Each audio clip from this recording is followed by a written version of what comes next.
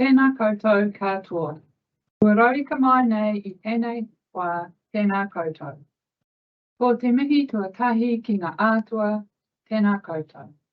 Ko te mihi tuarua ki a koe Charlotte Reid, tēnā koe. Ko te mihi tuatoru ki a koutou e oku hoa mahi, tēnā koutou. E ki ana te whakatauki e hara taku toa I te toa takitahi, engari he toa takitini.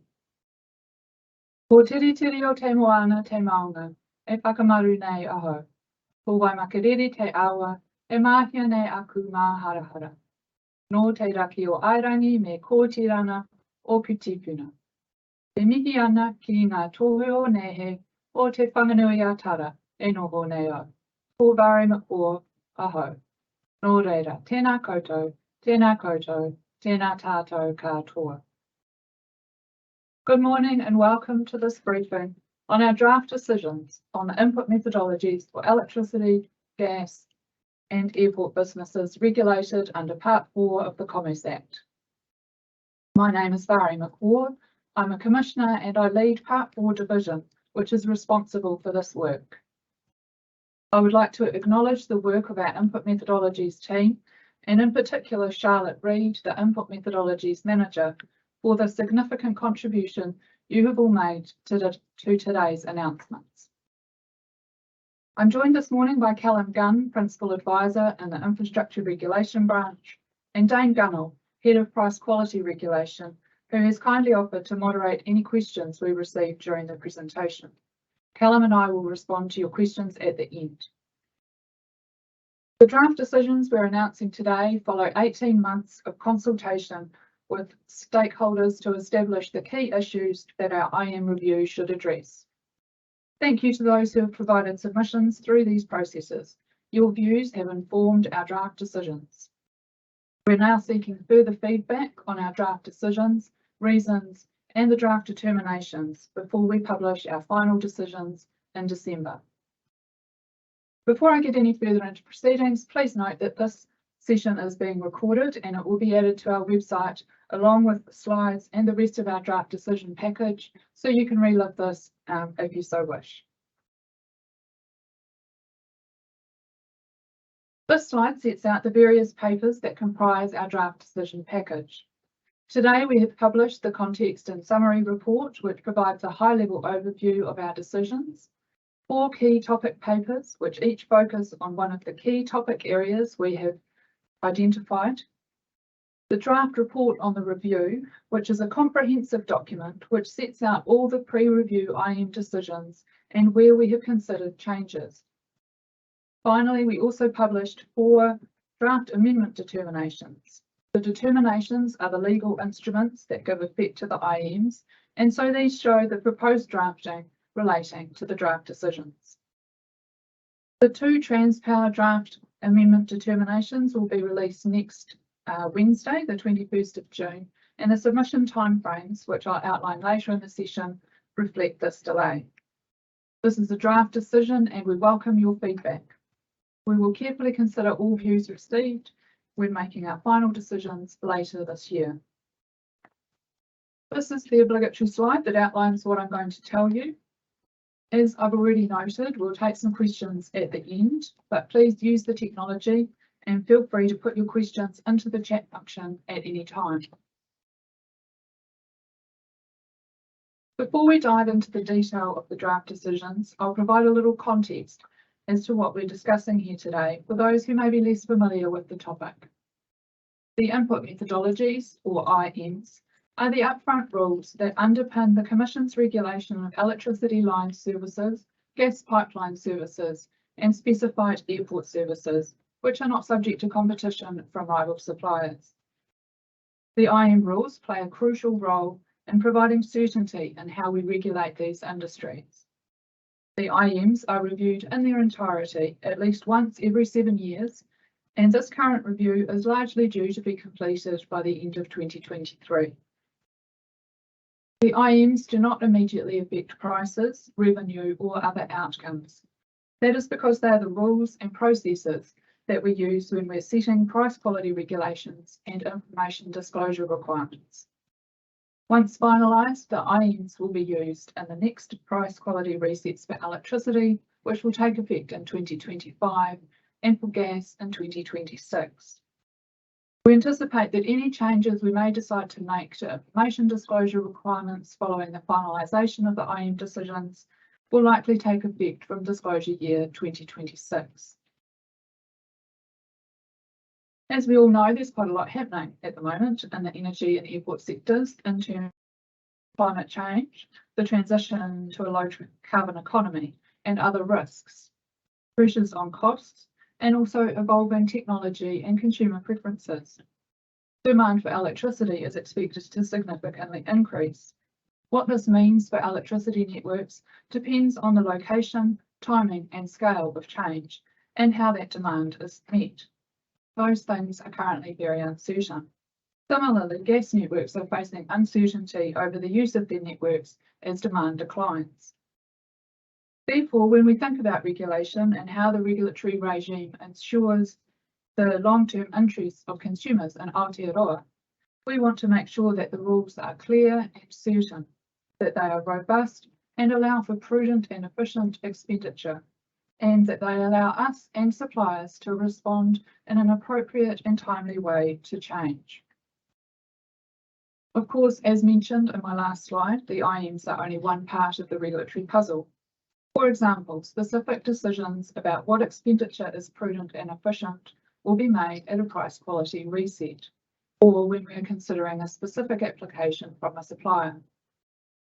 Information disclosure obligations also help us and others to judge what is appropriate, including alternative ways that demand might be met. Some matters lie outside our remit. In that context, I particularly acknowledge the work of the Electricity Authority. We regularly meet with the authority, and it's of importance to both regulators that our respective regimes work coherently. Last year, we consulted on the proposed framework that we would use to undertake our review. We're only proposing to change the IEMs if the change appears likely to meet one or more of the overarching objectives of the review. The three overarching objectives in the framework are first to more effectively promote the purpose of Part 4 regulation. This is the key objective. Our decisions must promote the long-term benefit of consumers and of the relevant service. The second objective is to more effectively promote the purpose of the IEMs, which is to promote certainty for suppliers and consumers about the rules, requirements, and processes of regulation. And the third objective is to reduce regulatory cost and complexity.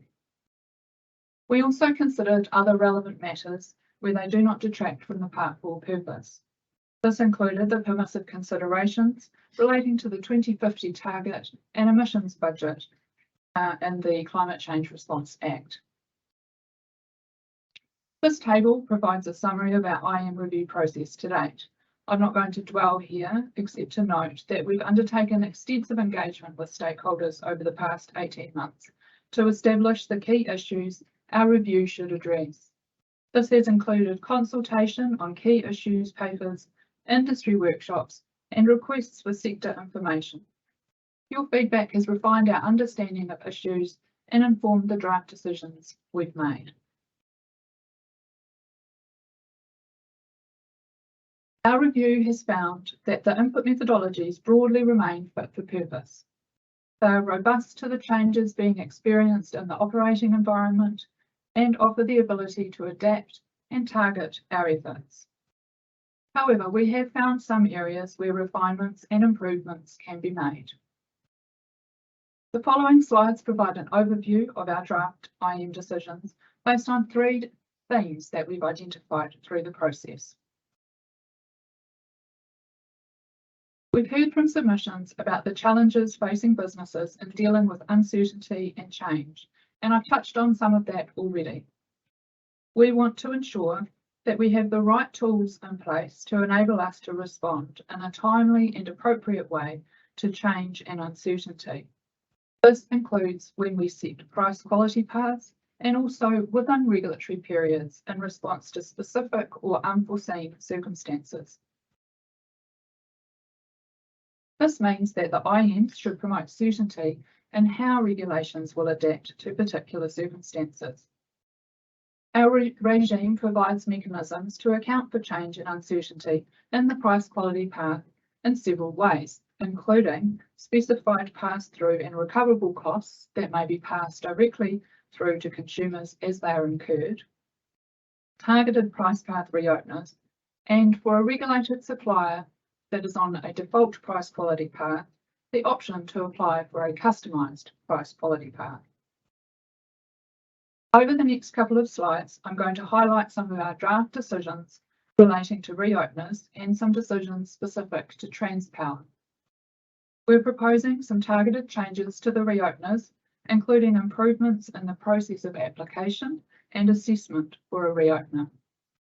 These processes are modelled on similar processes in the fibre IMs and are intended to improve clarity, consistency, and ease of use of the reopeners.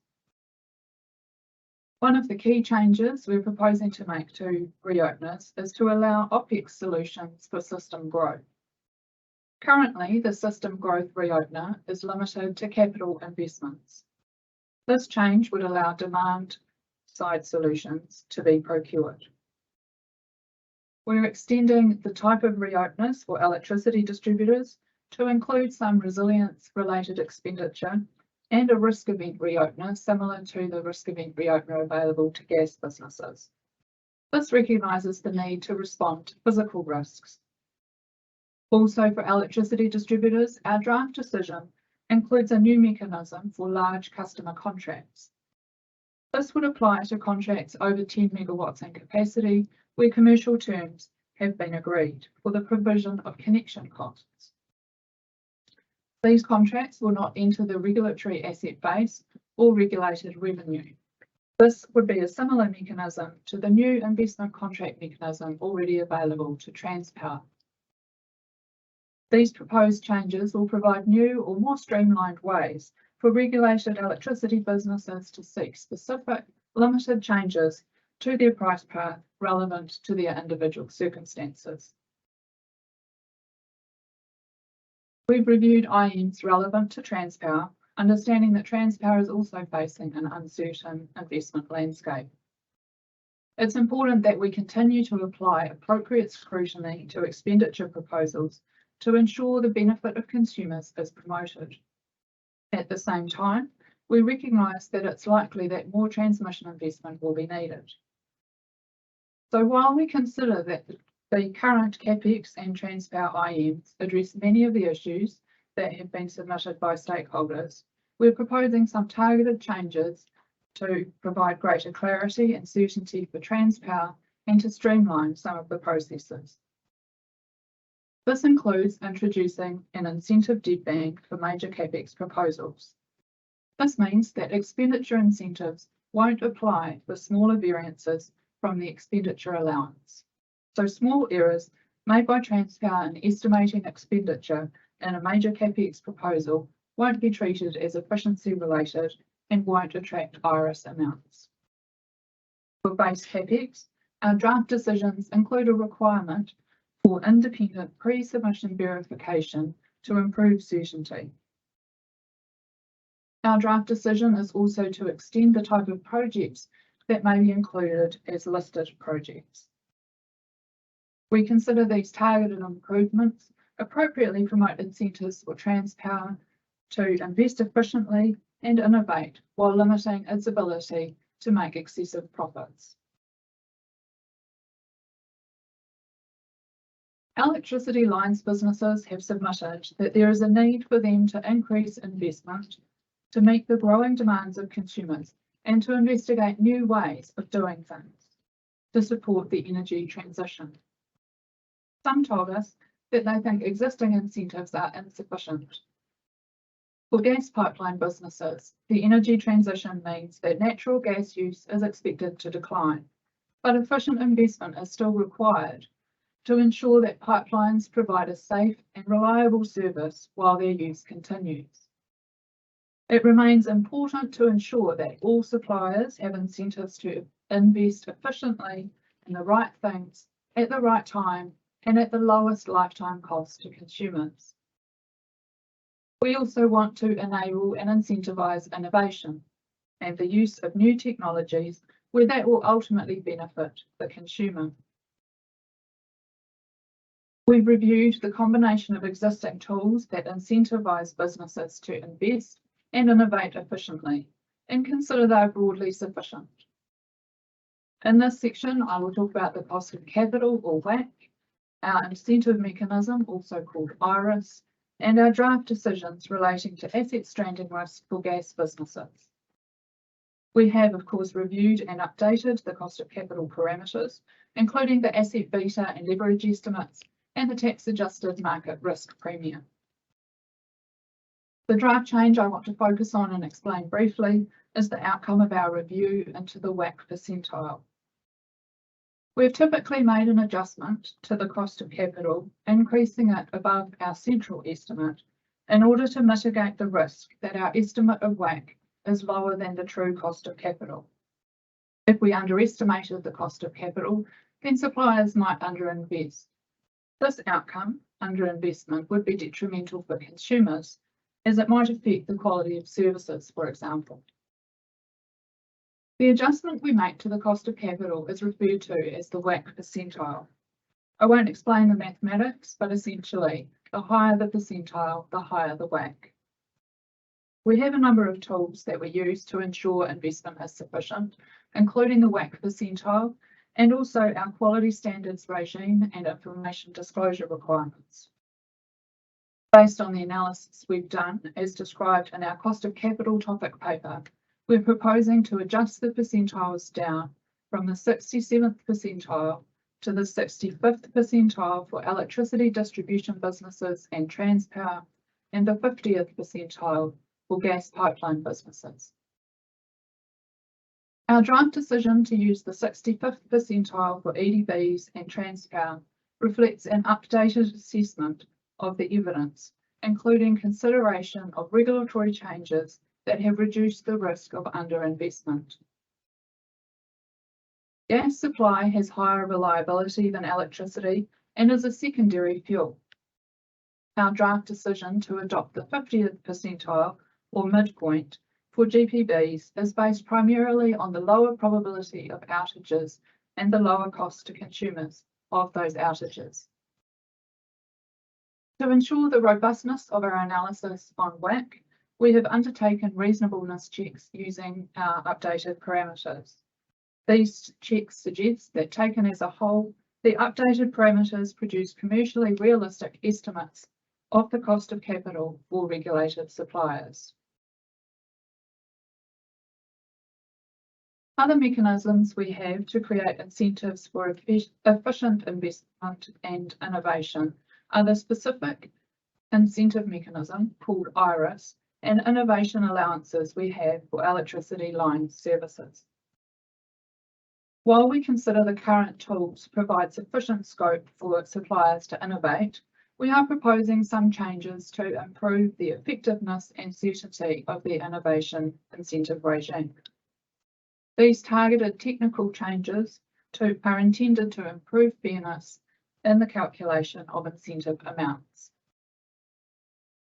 One key change is to adjust the calculation of IRIS to remove the effect of CPI inflation from the incentive payments. Suppliers would no longer be exposed to unexpected changes in economy-wide inflation risk that they are unable to control through the incentive mechanism. We are also proposing to amend our innovation project allowance to improve its take-up, scope, and flexibility. In particular, we are proposing to remove the definition of innovation from the IEMs so that the allowance can be better targeted at a DPP reset, while widening its scope to include non-traditional solutions that may not meet the definition of innovative. Of the alternative expenditure incentive mechanisms that we have considered, including a TOTEX mechanism, our draft decision is that none of these approaches better promote the purpose of the IEM review than the current IRIS mechanism. Our current approach to address asset stranding risk for gas industry is to adjust asset lives to better reflect the expected economic asset lives. We consider this promotes the long-term benefit of consumers, and our draft decision is to make no change to this. Moving now to our final theme, cash flows and inflation. Some suppliers made extensive submissions about cash flows, including about the possible impact of cash flow constraints on investment, as well as concerns about cash flow volatility and the flow-on impact for consumers. We have assessed whether we have the right tools to influence cash flows in terms of and their profile of recovery over time. We considered how revenue reflects the flow of benefits from investments to consumers over time. We have also reviewed our method for forecasting inflation for the purposes of setting price quality paths and how inflation forecast errors are treated. In general, we consider our existing tools for influencing supplier cash flow are sufficient. For specific financeability issues affecting a supplier, the customised price quality path mechanism is available. Our draft decision is to not include a financeability test in the IEMs for price path setting purposes. We do not consider this to be required, as financeability is something we can already consider and have considered previously. Our draft decision does propose some targeted changes to better achieve the purpose of Part 4. In particular, we have reconsidered our approach to indexation of the regulated asset base, or RAB, for all suppliers. Our draft decision is to maintain RAB indexation to CPI inflation for electricity distributors and gas pipeline businesses, and to introduce indexation of Transpower's RAB. RAB indexation and straight-line depreciation is our standard approach to recovery of capital. This approach means that the real contribution of consumers to the cost of assets used to supply them with services is fairly flat over time. This is more efficient than the alternative of not indexing RAB. Not indexing would mean that consumers now pay relatively more towards the cost of lines or pipes than consumers would pay in the future for those same services. This rationale applies to all regulated sectors. We did consider whether asset stranding risk should change the approach for gas pipeline businesses. Our draft decision is that stranding risk is better addressed through setting appropriate economic lives for assets. There will be implementation and compliance costs to make this change for Transpower. We've set out the alternatives, which include a delay in implementing indexation, in our related topic paper. However, our draft decision is that the benefits of indexation justify the change. In forecasting inflation, we want to use the best CPI forecast in setting price quality paths, one that reflects inflation expectations consistent with the weighted average cost of capital. We're proposing to maintain our current forecasting method based on Reserve Bank forecasts. However, the unexpected increase in inflation since our last IEM review has highlighted an issue with the way that the current IEMs assign inflation forecasting error to suppliers. We are therefore proposing some IEM changes to address this issue. We're also proposing modification to the design and structure of revenue path wash-up mechanisms to help manage revenue and price volatility.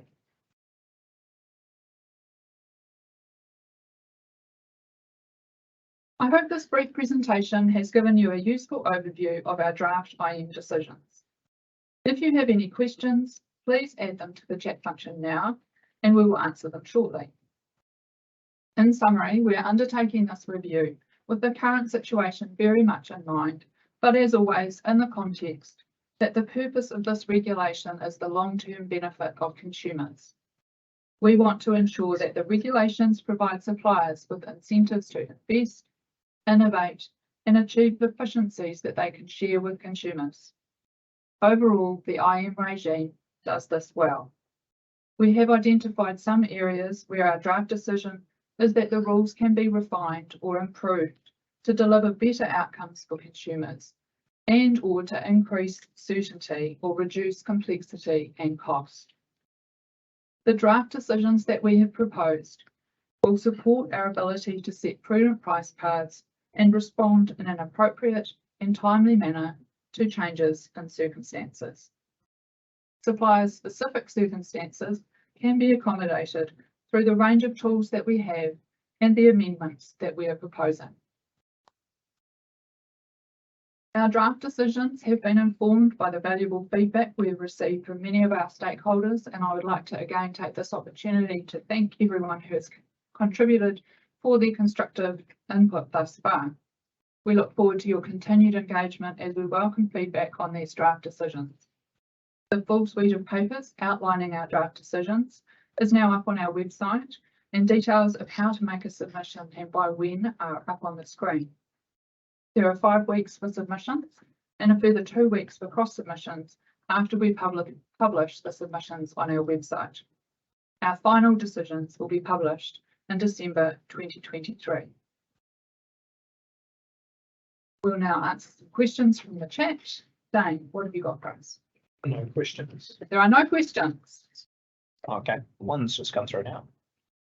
Any change to form of control, price cap, revenue cap for GDPs from Andrew Kerr of Bowcode? Thanks, Andrew. Yes, so we did consider whether the form of control for GPBs was appropriate, and our decision is to make no change. So we are maintaining the weighted average price cap.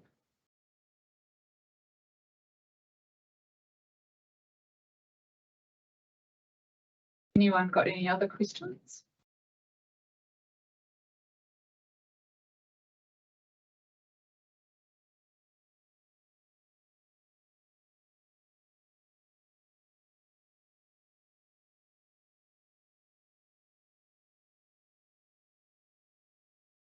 It's not at this stage. Okay, thank you, everybody. Thank you, Dane. Thank you to Andrew for his question, and thank you to everyone for your time this morning. We look forward to your continued input into this IM review process. Nō reira, ngā mihi nui ki a koutou katoa.